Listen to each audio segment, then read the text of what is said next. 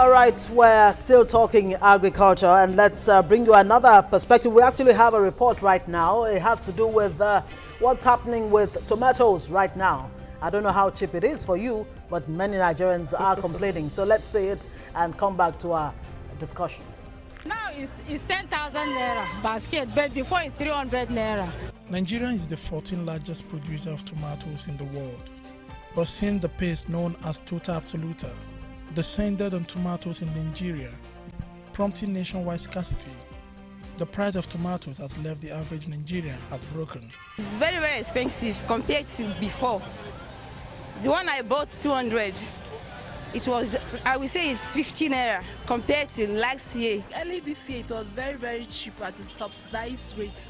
At least you can get a basket of tomato like about 5,000 or 6,000, but now it's very, very expensive.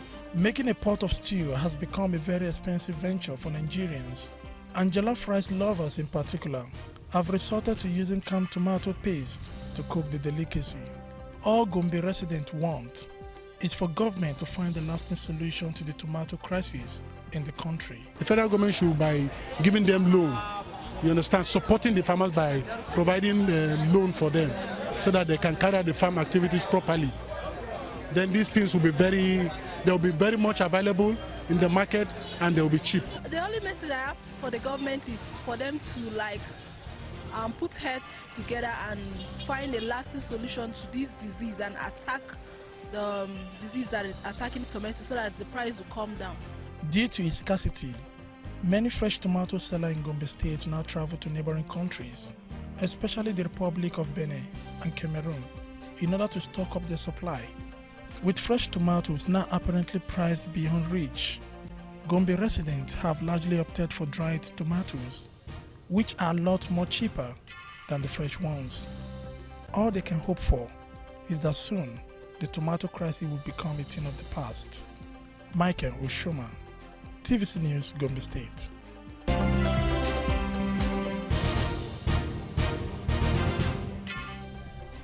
Okay, we're still on a big story this morning. Abiodun Oladapo, Group Chairman, Comrade Farms, and is with us this morning.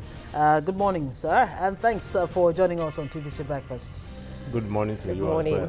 So how would you react to this report that we just, played now with the tomato crisis? I mean, it started like a joke, but it really is a serious issue right now. Well, tomato is not the only agric product we have. So it is the gamut of agric issue that need to really be addressed. It's a fundamental issue that needs fundamental, restructuring to be able to address it, and get the desired results. So how do you address it now? I mean, this government wants to diversify the economy. It's in fact, the diversification is the buzzword right now. They are saying it, but I'm not too sure if they are taking the right action in the right direction. For example, when you look into agric in the past, it involved everybody, including even the youth. But now, when you get down to the villages now, which is the main bedrock of production, it's likely you will get anybody below the age of 70, 80. What can that man do? So, but if you look into it in the past, you will see that, let's look into the Awolowo regime, for example, when it developed, the agric settlement to encourage youth, effectively encourage youth to participate in agric, and it really worked. So a lot of things have to change before you can now bring youth to something. But, for example, when you look even to the Constitution make it, which is an organic law, to say notwithstanding anything, in this Constitution or any law, anybody can practice agric. All right, let's look at the indices for measuring food security and what the world has today. On availability of food, Nigeria is rated at 45.9%, quality and safety of food 48.3%, and of course the overall score that we have is 37.1%. Perhaps. And in addition to that, the World Bank says 53 million Nigerians are hungry. So really, Do you think we are treating this matter with kid gloves? Do you think that's what is happening? Really? Yes, I do. The next question should be, what should we do? Exactly. Okay. So I'm sorry, I have to really, reframe the question for you. No, that's fine. You That's didn't fine. frame it. That's fine. You're free to. Yes, just go on. You see, like I said, agric need to be taken as business. And they need to really understand why are we where we are. If you don't understand where you are coming from, you don't know where you are, and you are defining your destination. I don't want to really get that one done. So I'm of a strong opinion that, let's take an example now. The Commodity Exchange Commission, that have been in the system for quite a while in this country, has never been given fit.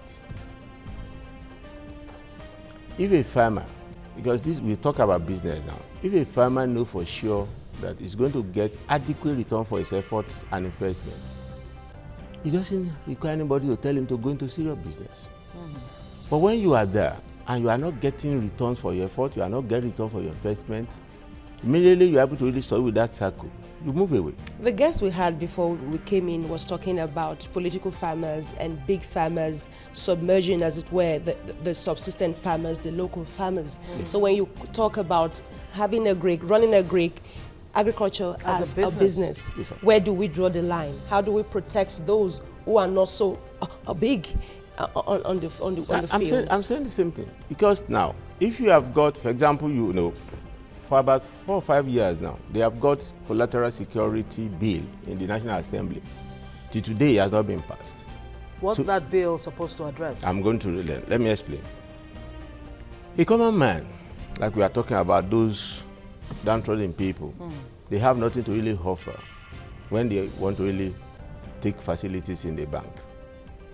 But if they pass that bill, whatever you have can serve as collateral, including your yam, including your farm, maize, including anything you have. They have been practiced as, in as little a country as Gambia, effectively, have been practiced effectively in Ghana.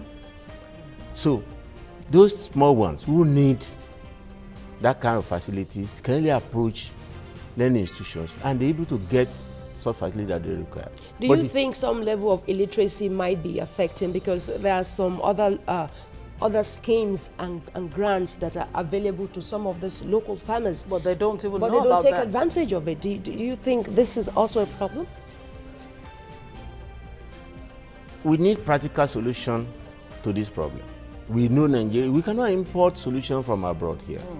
People need to really know the problem that we have on ground and now prefer solution that will address that practical problem. For example, illiteracy, we know the level where we are. Why should we not be able to really go there? Like I'm saying now, the collateral one we are talking about now. If you have farm on your land, you have chicken as a poultry farmer, no bank want to touch that one as collateral. But if government are able to pass that bill, they will have taken care of all those nitty-gritty issues and be able to address the issue so that farmers will be able to really go into real production and get things done. But the political portfolio carrying farmers, they have all whatever it takes. They have house in a VI, they have in Abuja, they have everywhere to offer as collateral. The common man that will go into reproduction have nothing to offer as collateral outside his farming. And they make up the large percentage of farmers in Nigeria, according to what we've gathered I'm saying. here. Then does that mean this whole agriculture vision and what have you is will fall flat on its face? Certainly, is that what we're saying? It looks like it. If you leave from here now to Ibadan, both left and right, what do you see? So much land. Unutilized.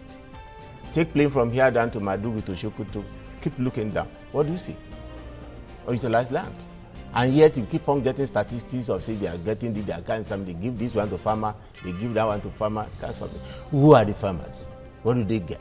Who are the farmers? That's a big question. Who are real the big farmers question. really? Okay. I don't even recall the last time I met a farmer, whether it's a young person or even an elderly Perhaps a person. political Apart from our guests, that we had here, No. It shows how serious this really is.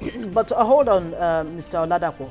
Let's bring more perspectives for our viewers. Let's reel out some more information, of course, on the agricultural sector, while focusing on food production and food security in Nigeria. The crisis affecting the growth, sales and exportation of tomatoes is not over yet, and it appears to have defied immediate solution. Nigeria's Ministry of Agriculture has put the country's tomato production at about 1.5 million tons a year, but says more than 900,000 tons is lost to rot. Now, let's also tell you that Nigeria is the 14th largest producer of tomatoes in the world. It is the largest producer of tomatoes in sub-Saharan Africa. But despite this, Nigeria is reportedly the 8th largest importer of tomato paste in the world after Iraq and Japan. The federal government has promised now that by the end of 2016, Nigeria will start exporting tomato paste. I hope the government can make good its promise. But, Busola, in the midst of that, yes, 2 tomato factories, the major tomato production factories we have in Nigeria, have had to shut down because of the tomato Ebola. Indeed. So how realistic is this plan now? 2016. Well, we'll say. So now a pest known as a tuta absoluta has affected about 80% of tomato farms in 6 states of Jigawa, Kaduna, Kano, Katsina, Plateau, and Lagos. Due to the scarcity of tomato, the price of the fruit has increased, with Nigerians now paying more for the fruit. In 2015 alone, the DG, Director General and CEO of the Raw Material and Research and Development Council, Hussein Ibrahim, says Nigeria spends about $1.5 billion annually on tomato production, importation from China and other parts of the world. $1.5 billion.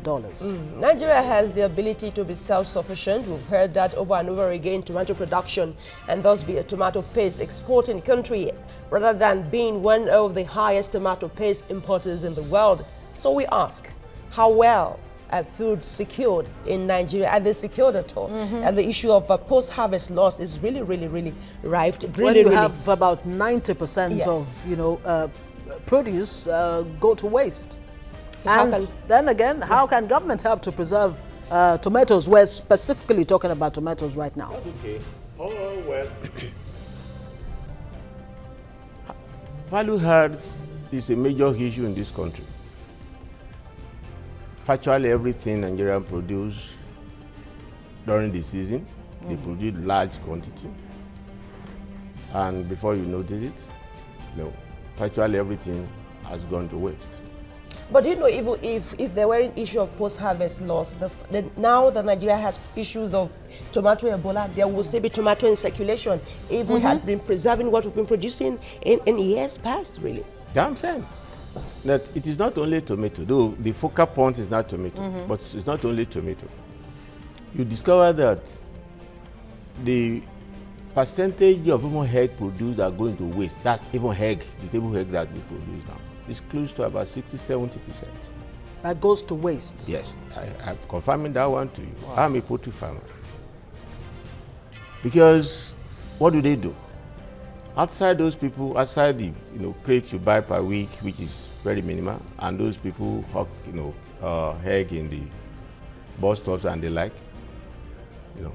you have no any industrial use. When you now go down to, I don't want to mention names, when you go down to the beverage industries, they say they are not going to take Nigerian eggs. They have to import egg from their home country. I don't want to do that. It's because of standardization. They say that the standards of egg produced here does not meet their own needs. So, the government have its own role to play. But the producer also have a role to play, because the whole world is a single globe, is a single village, a global village. So you can only talk of one single standard. So what can the Nigerian government do to actually meet these international standards? I mean, I hear beans, for example, is not accepted in Europe for the same reasons of, EU. The ban is extended. Yes, standards. Okay. What they need to do is what I've said now, is they need to really put structure in place. I mean, practical structure so that can assist practicing farmers to understand. I'm sorry, I have to interrupt you. Please go ahead. Because over and over again, when we bring people here and you use the word structure, Okay. can we break it down? What exactly? Action point? What really are we talking about? Okay. Most of those things that were condemned and they have to be destroyed in the ports in UK and other European countries and America Council. The layer I saw here, certified as okay by the government institutions. Why do they have to live here only to be discovered that they are not okay Over there. So it is not the business of the exporter to now go and put up a whole gamut of laboratories to be able to can something. But somebody who's being paid from taxpayers' money, it's his business to ensure that he educates the prospective exporter as to what to be done, put him through and ensure that it's done. If it's not done properly, you should not allow the thing to leave the shop. You have a kind of large line by you have the quarantine there, you have the NAFDAC there, you have the SON there, you have so many of them who are there to certify this thing before they leave here. Yet they allow them to leave the soil of the land, and yet they go to the other hand to be discovered that they are not fit for human consumption. Why should that happen? But we, as Nigerians, actually consume these things, while the outside world say, look, this thing is not even good enough for human consumption. So beyond even being concerned about whether it meets international standards, how about, ensuring that it meets human standards for our own local, consumption? That's a great. When she was asking about structure, we need to really, define what that structure is. Not only even about what's produced here. For example, now most of those tomato things you are talking about are imported from China have been discovered to be toxic, and they were pursuing them. So how did they manage to really, get in from our port? So if you are able to, address that, and we have all the institutions being paid from your tax and my tax, being maintained by taxpayers' money. Why should they not do their job? And now Nigeria is part of the 1 billion people in the world experiencing hunger. Is there a justification for this? No, please. We should not. We be net exporters of food items to other parts of the world. Like I was saying, if you live here now, you are going to Ibadan, left and right, and any part of Nigeria where you go to, left and right, you see the land unutilized. Why should we now be hungry? But because we lack ability to really put together a factor of production, to encourage factor of production to be engaged. That's where we are. Okay, you have a lot of close relations who are looking for a job now, and millions of them are being produced every year looking for a job. Why should they be looking for jobs that are not there? We produce what we don't consume, and love to consume what we don't produce. All right. Okay. Let's look at the issue of natural disasters, floods, and all that in Nigeria. What do you think are the measures that should be put in place? Because these things, you may not be able to prevent them, but how do you mitigate them so it doesn't affect the security of food in the country? The current level of technology can really, assist us to forecast and predict that one. So sure, with some level of certainty. So how it happens and affects us,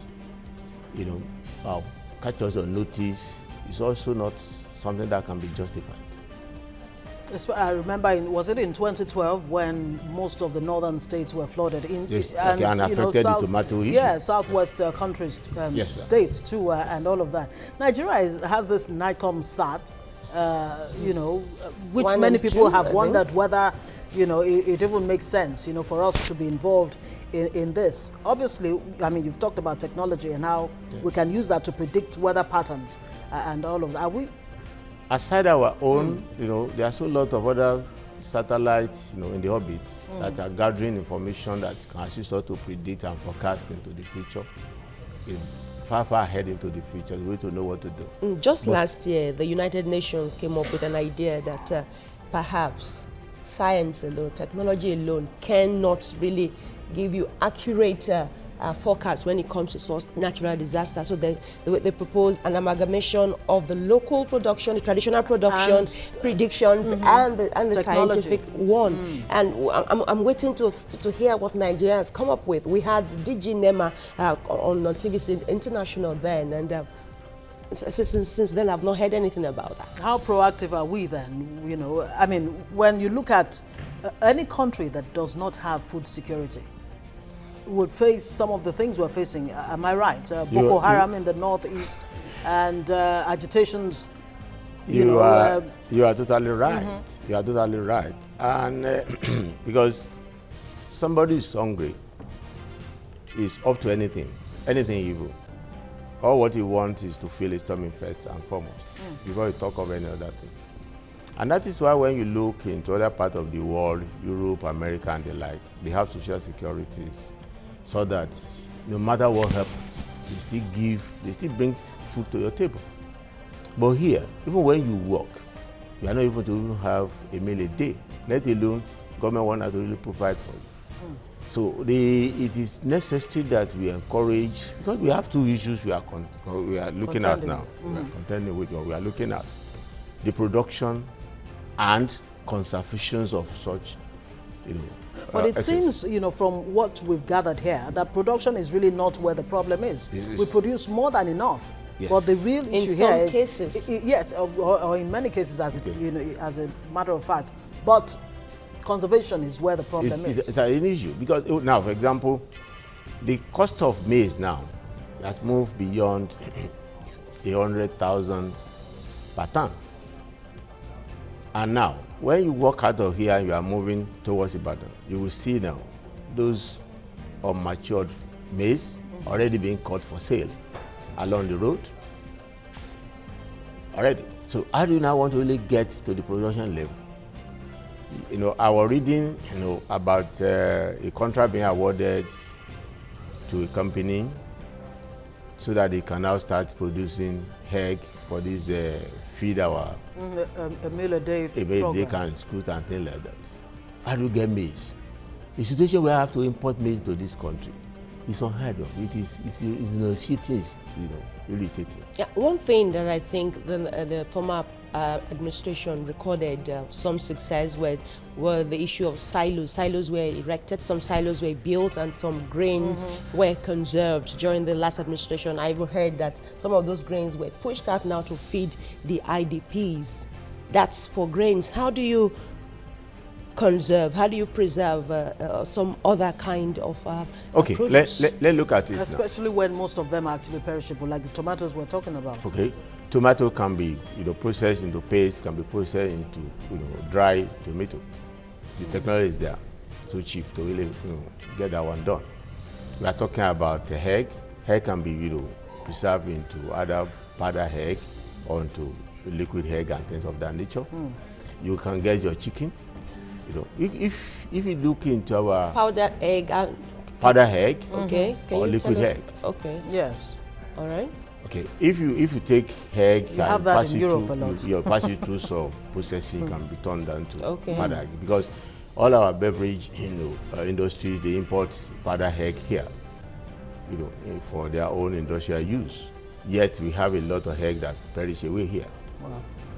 And talking about storage, I mean, it's worrying. I don't know if it's something we really should be concerned about, to hear that the rice that Nigerians spend billions, if not trillions of naira every year to import from Thailand and, and all the other places, that some of this rice are actually stored for like 10, 15 years in storage. Yes. Before they ship them down before here. they get to, That is why a good get on my percentage of them are toxic when you take them. they even do more injury to your health rather than giving you the nutrition The that nutritional value.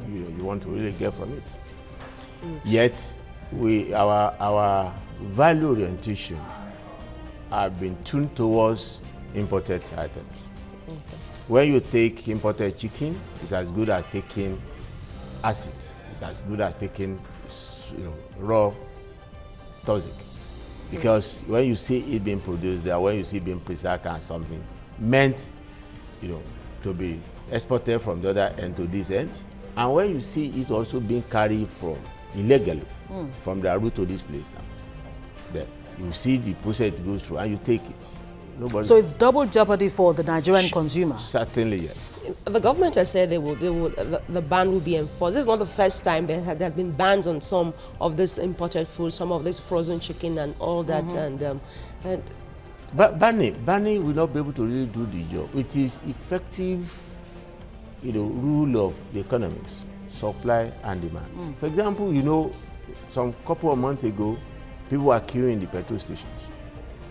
You get to any petrol station, do you see anybody queuing down again? None. So when you really put in place that law, you cannot disobey that law and expect any military dictation to be able to really solve the problem. You won't.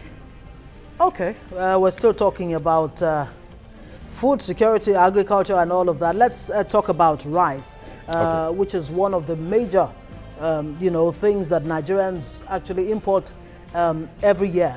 Okay. About 640 billion naira every year or so.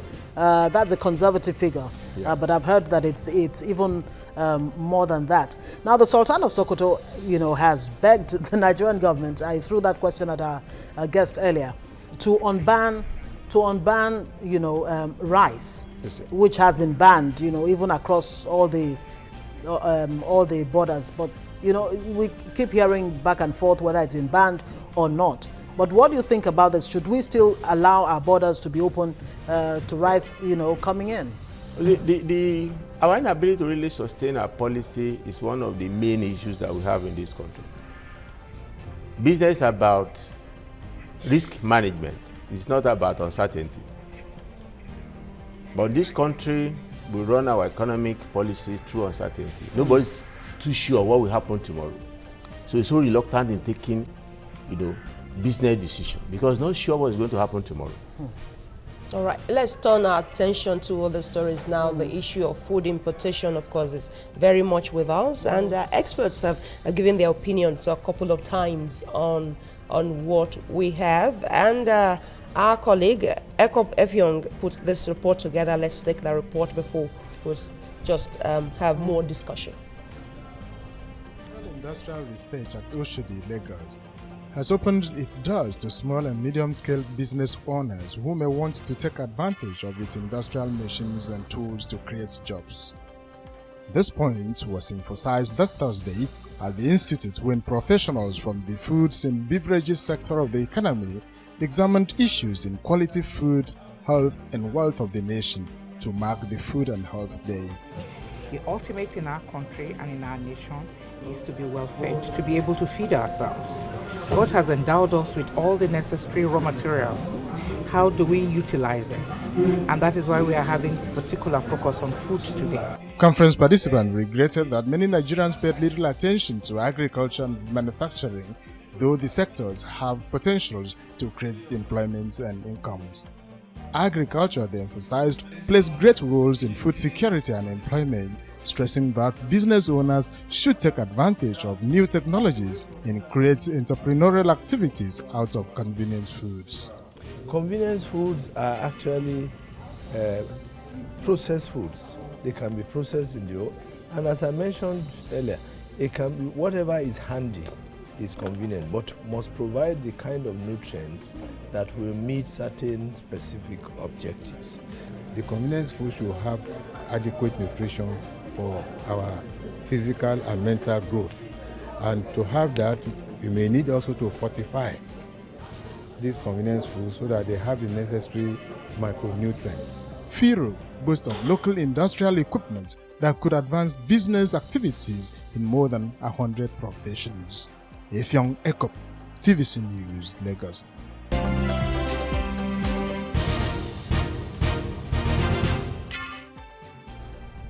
All right, we're still talking agriculture, and our guest, Mr. Oladapo, I believe you listened to that report talking about convenience foods, and you want to weigh in on that?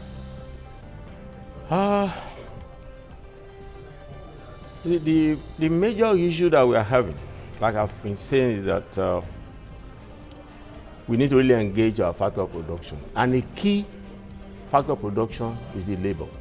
Mm-hmm. And the higher percentage of that labor is our youth that are left out by the way they were brought up. Because society makes them to believe in cheap money, quick money. Mm-hmm. They don't want to go into agric. The way we practice agric is so that they don't want to be engaging in that, and they are looking for very quick money, which agric cannot offer.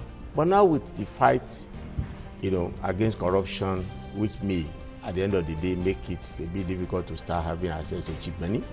Everybody want to really rely on his own head and hand together to earn a decent living. So if we came to that, then I think engaging youth, in agric will make it easy now to get all other factor of production engaged. Because if you don't have labor, all other factor of production will be left. So that's really where it should start. I mean, So before we how do even you start make it- talking about diversifying the economy, Yes. maybe what this government should be doing, if I'm reading you right, is make agriculture attractive to young people first off. Once you can achieve that, then you can, begin to build on that. Factually, all of How that will the government problem- achieve that? How Fine. will they make it interesting? Okay, let's take processing, agri-processing is as an issue now. If you now produce tomato, you produce your vegetables and the like, and somebody can preserve them so that they enjoy about 6 months to 1 year shelf life. Certainly, it's going to really get a return on its own effort and investment, which is going to be far, far greater than what you are getting for now. If you have reason to travel abroad, by the time when you spend the first 1 week, you want to come back home because it's like taking a fish out of water. You are looking for Nigerian food. And if they give you something that they call Nigerian foods, you will discover that it's so difficult to really take because it does not even taste similar to Nigerian. It doesn't even smell like it. It doesn't even smell like it. So you want your ugu, you want your bitter leaf, you want something. Even our fish, the way it is produced, the way it's preserved here, is not the same thing that the one they have there. True. So, and people are looking for this, which you can even hand us both locally and abroad, a lot of money. Yet, people are not, moving towards that area at all. So when we are talking about diversification now, the government should be thinking in, addressing that societal issue that makes it unattractive to get factor production into that particular area of the economy.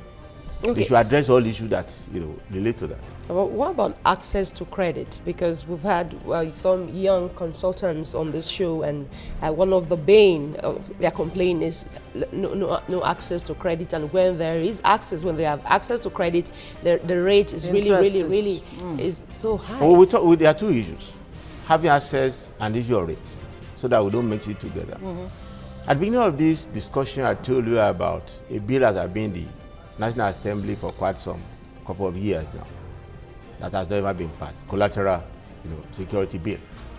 And I told you this thing has worked effectively well in a tiny country like Gambia, like Ghana, where you can, even your certificate can be used as collateral. Whatever you have. Whatever you have, your trinkets, your wristwatch, anything you have can be used as collateral. The bill will take care of all of that thing that follow, the way it's being implemented.